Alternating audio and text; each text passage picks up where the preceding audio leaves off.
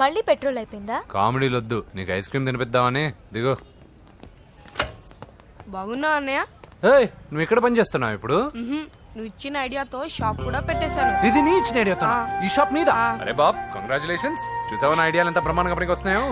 Too much తెలుసా? Appreciate చేయి. నువ్వు సూపర్ రా. ఏ ఫ్లేవర్? వెనిలా. 2 బట్రా. అలాగే అన్నా.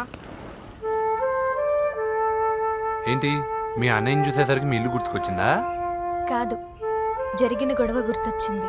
సరేలే, ఇప్పుడు మీ అన్నయ్య దేవుడిని ఏమని ప్రార్థించుకుంటాడో తెలుసా?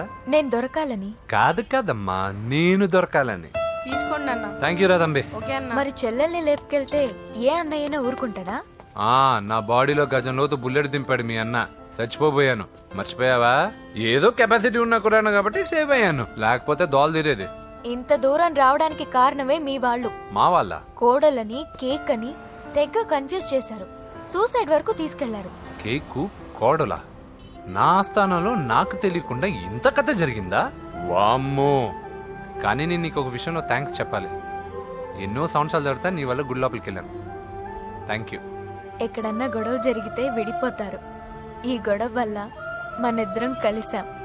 లాజిక్ ఎలా ఉన్నా అంతా మ్యాజిక్ లా ఉంది.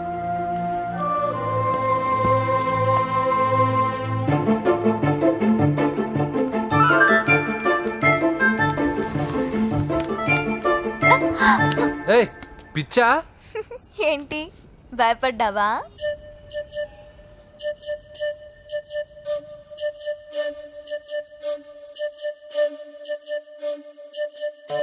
జులాయిగా తిరుగుతూ లైఫ్ లో సెటిల్ గాని నేనెక్కడా, ఆ అమ్మాయి ఎక్కడ?